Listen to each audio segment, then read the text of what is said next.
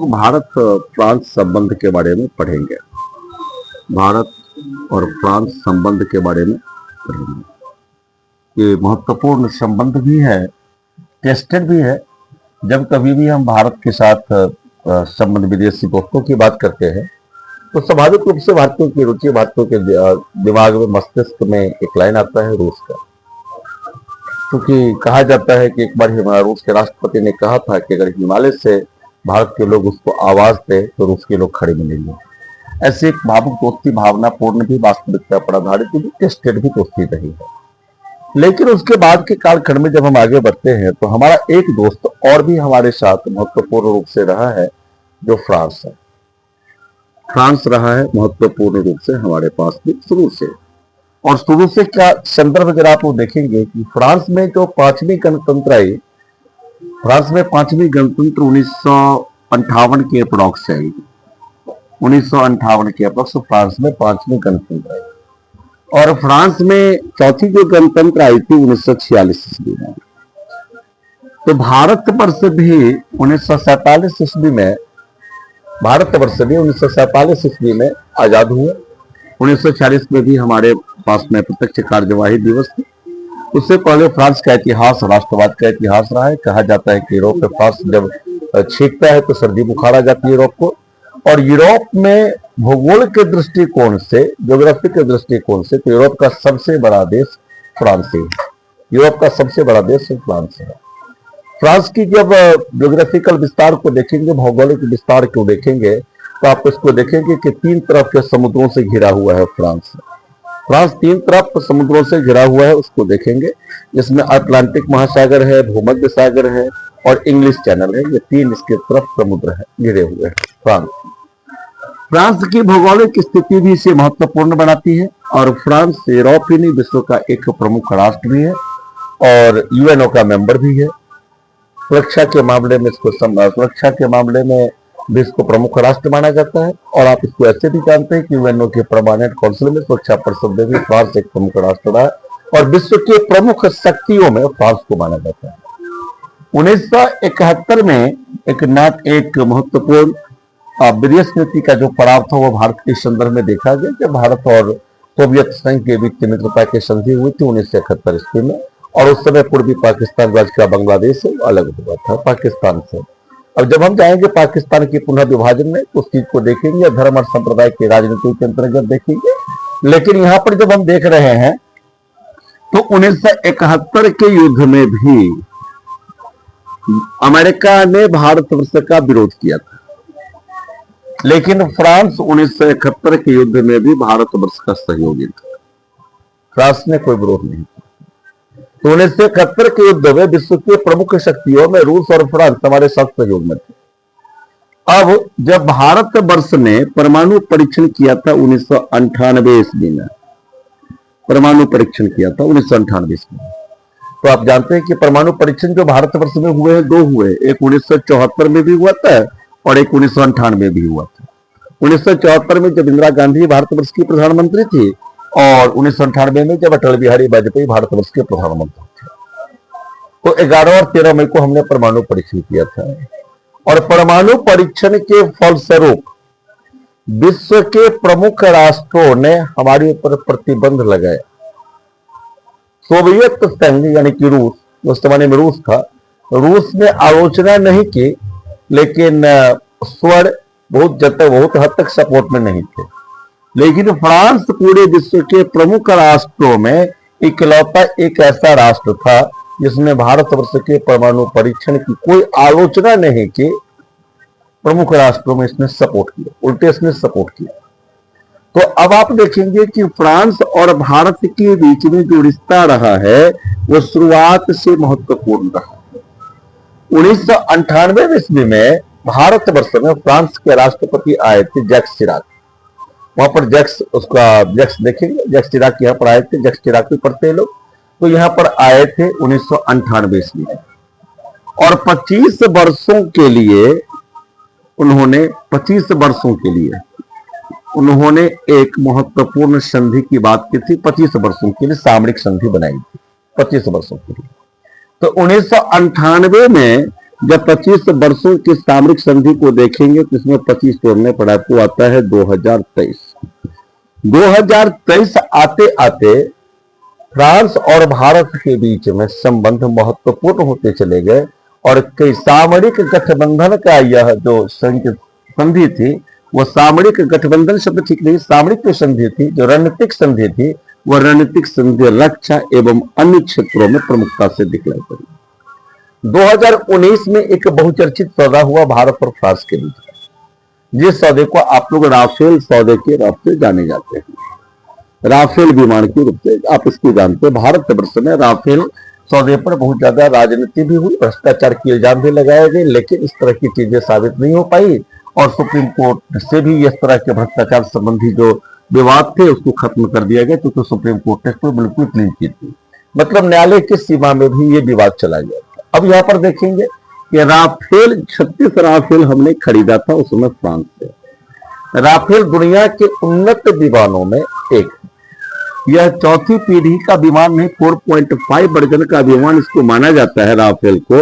और राफेल की सबसे महत्वपूर्ण विशेषता यह है कि राफेल विश्व के अनेक युद्धों में भाग ले चुका है।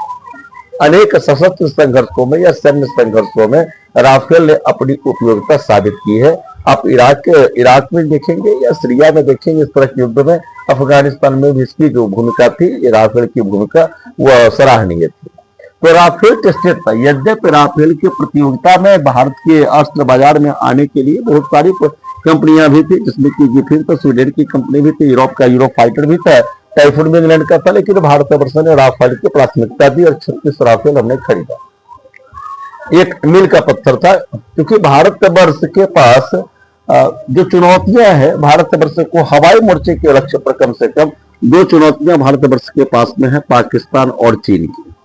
तो पाकिस्तान और चीन की जो चुनौतियां हैं, तो चीन के सहयोग से पाकिस्तान भी अपने वायुसेना को तकनीकी दृष्टिकोण से सक्षम कर रहा है या उन्नत औजारों को खरीद रहा है, और चीन तो 5वीं और 6वीं जनरेशन के विमान को बना चुका है। तो भारतवर्ष की चुनौतियां कम से कम हवाई क्षेत्र में या वायुसेना के संदर्भ में और बढ़ जाती है। यद्यपि देखेंगे तो सेना के किसी भी एक बल को अलग करके नहीं देखा जा सकता। आज के युद्ध रणनीतिक युद्ध हो गए तो वहां पर तीनों बलों का समन्वय महत्वपूर्ण हो जाता है। राफेल ने अपनी उपयोगिता ऑपरेशन सिंदूर में अनिवार्य रूप से साबित कर दी। तो यह राफेल केवल एक पड़ाव, राफेल के महत्वपूर्ण पड़ाव नहीं रक्षा संबंध का, लेकिन राफेल के बाद के युग में जब हम बढ़ते चलते हैं तो 2019 के बाद भारत और फ्रांस के संबंध महत्वपूर्ण होते चले गए। इसको देखेंगे, पहले हमने 36 राफेल खरीदा सैनिकों के लिए, हवाई वायुसेना के लिए। उसके बाद हमने 26 राफेल और खरीदा मैरीन वर्जन, मतलब नौसेना के लिए। नौसेना के लिए हमने खरीदा। भारतवर्ष का अपना जो अभी चल रहा है 5वीं पीढ़ी के विमान के लिए, मध्य मार्ग के लिए एमका प्रोजेक्ट। एमका प्रोजेक्ट में अभी विलंब हो रहा है, वैसे होना नहीं चाहिए था। एमका प्रोजेक्ट में विलंब हो रहा है और हम लोग अभी एलसीए के सफलतापूर्वक उड़ान पर काम कर रहे थे तेजस विमान पर। अब तेजस विमान में भी हम लोग तेजस मार्क 1 पर चल रहे हैं, लेकिन भारतवर्ष को उसके बावजूद भी जो अभी जो हमारे पास में स्टैटिक विमान होते हैं, जिसको सामान्य भाषा में लड़ाकू विमान कहिए, लड़ाकू विमानों के 40 से 42 स्क्वाड्रन की जरूरत होती है, लेकिन भारतवर्ष के पास परिचालन में 30 के लगभग में स्क्वाड्रन है, विमान है। 30 की विमानों का बेड़ा जो हमारे पास में 30 के लगभग में, मतलब भारतवर्ष इस संख्या की कमी से जूझ रहा है। तो 17 से 19 नवंबर के बीच में 17 से 19 फरवरी, जहां पर हम लोग बात कर रहे हैं, यहां पर फ्रांस के राष्ट्रपति इमैनुअल मैक्रोन भारतवर्ष आए और भारत और फ्रांस के बीच में 21 प्रकार के समझौते, 21 समझौते हुए भारत और फ्रांस के बीच में। इनमें सबसे महत्वपूर्ण जो समझौता था वह 114 राफेल विमानों का समझौता था। 114 राफेल विमानों का समझौता भारत और फ्रांस के बीच। भारत के इतिहास में आज तक अगर भारत ने एक बार में किसी से सबसे ज्यादा अस्त्र खरीदा है तो इससे ज्यादा बड़े रकम का अस्त्र नहीं खरीदा। 114 राफेल विमानों की डिलीवरी की बात की गई है। उसमें 3 चीजों को रखा गया है, उसको देखेंगे। इसमें कुछ विमान, कुछ जो राफेल हमारे पास में आएंगे वो रेडी टू फाइट में आएंगे, रेडी टू फाइट में आएंगे। मतलब वो विमान हमारे पास वहां से पूरे असेंबल्ड होकर के ऑपरेशनल स्थिति में आएंगे। और उसके बाद अधिकांश लगभग में 96 विमानों को भारत वर्ष में बनाया जाए। मतलब आत्मनिर्भर भारत की तरफ हम लोगों ने कदम बढ़ाया है। तकनीकों का ट्रांसफर होगा और साथ ही साथ उस विमान में लगने वाली जो मिसाइल्स हैं उस मिसाइल्स को भी भारत वर्ष में ही असेंबल किया जाएगा। तो तकनीकों के क्षेत्र में भारत वर्ष में एक अभूतपूर्व वृद्धि देखी जाएगी। रोजगार के साधन भी बढ़ेंगे, क्योंकि जहां पर इस तरह के असेंबल्ड होंगे तो वहां पर अन्य जो छोटे छोटे रोजगार है वो भी डेवलप हो जाएंगे, उनकी सहायक कंपनियां भी डेवलप हो जाएगी। और साथ ही साथ भारत वर्ष रक्षा के क्षेत्र में आत्मनिर्भरता की ओर एक छलांग लगाएगा। हमारी जो चुनौतियां हैं युद्ध के संदर्भ में, क्योंकि 2025-26 में विश्व वैश्विक परिदृश्य में कई चुनौतियां आई है, वो निर्णायक हुए रहे। जैसे कि जो वर्ल्ड व्यवस्था है जिसको वर्ल्ड ऑर्डर कहते हैं, जैसे कि जो व्यवस्था है विश्व की व्यवस्था में विश्व की व्यवस्था भी तार तार हुए हैं, सारे संदर्भ रहते रहेंगे यहाँ पर किस संबंध को अत्यधिक महत्व दिया जाए। अब यहाँ पर 2023 में जब हमारे 25 वर्ष पूरे हो गए थे तो इसके बाद भारत वर्ष ने 247 के रोड मैप को स्वीकार किया और इसका नाम रखा गया हेरिटेज 247। इसको ध्यान रखें। अब भारत वर्ष और फ्रांस मिल करके, भारत वर्ष और फ्रांस मिल करके यहाँ पर बना रहे हैं कि होरी के यहाँ पर होरी पर यहाँ पर देखना है कि 247 इसके बना रहे हैं। अब 247 तक हमने लक्ष्य रखा है अपने संबंधों को, होरिजन 247 इसको रखेंगे। इस लक्ष्य को हम लोगों ने बना रखा है, इस लक्ष्य में को हम लोगों ने प्राप्त करने का प्रयास किया। और इसी के अंतर्गत अभी जो हमारा संबंध है भारत और फ्रांस के बीच में, अब इस संबंध को आप देखेंगे स्पेशल ग्लोबल स्ट्रेटेजिक पार्टनरशिप नाम दिया गया है। स्पेशल ग्लोबल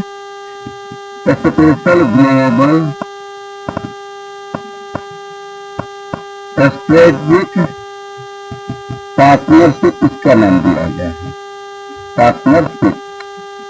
अभी यहाँ पर शब्द को समझेंगे कि इसमें अभी हमारे पास अमेरिका के साथ स्ट्रेटेजिक पार्टनरशिप में है। अमेरिका भी हमको विशेष रणनीतिक साझेदार, अमेरिका भी हमको रणनीतिक साझेदार मानता है। रूस हमको स्पेशल स्ट्रेटेजिक पार्टनरशिप की श्रेणी में रखता है। विश्व के कई देशों के, जापान के साथ हमारे संबंध बहुत मजबूत हो रहे हैं। हमारे संबंध इजराइल के साथ बहुत ही महत्वपूर्ण होंगे। अगले सप्ताह हमारे प्रधानमंत्री इजराइल जाने वाले हैं। तो अब देखेंगे कि स्पेशल ग्लोबल स्ट्रेटेजिक पार्टनरशिप का क्या मतलब होगा, इसका क्या संदर्भ है। अब इसका महत्वपूर्ण संदर्भ यह है कि वैश्विक मामले में भारत और फ्रांस बहुत हद तक एक ही स्वर से बोलेंगे, एक ही स्वर से बोलेंगे। फ्रांस को केवल आप फ्रांस तक न समझे, फ्रांस को केवल आप यूरोप के फ्रांस तक न समझे। फ्रांस का प्रभाव विश्व के दूसरे महादेश में भी है। फ्रांस के अभी भी सैनिक हवाई अड्डे अन्य देशों में भी है। तो आप फ्रांस के प्रभाव को केवल एक यूरोपीय देश के तौर पर न देखिए, फ्रांस के प्रभाव को वैश्विक राजनीति के एक प्रमुख महाशक्ति के तौर पर देखें फ्रांस के प्रभाव को। तो हमारा जो अंतर्राष्ट्रीय कद है या हमारी जो अंतर्राष्ट्रीय चुनौती है 247 के लिए जो हमारी महत्वाकांक्षा है, उस महत्वाकांक्षा में हमारा बल फ्रांस के माध्यम से मिलेगा। तो यह भारत के बढ़ते कद का परिचायक, यह भारत के बढ़ते कद का परिचायक वैश्विक स्तर पर है। तो यहाँ पर वैश्विक चुनौतियों से निपटने में भारत को फ्रांस जैसा सहयोगी मिलेगा और फ्रांस को भारत जैसा विश्वसनीय सहयोगी मिलेगा। ये दोनों के लिए महत्वपूर्ण हो जाता है। तीसरी जो महत्वपूर्ण हम लोगों के बीच समझौते हुए हैं वह एआई के क्षेत्र में हुआ है। आर्टिफिशियल इंटेलिजेंस आने वाले युग में महत्वपूर्ण भूमिका अदा करेंगे।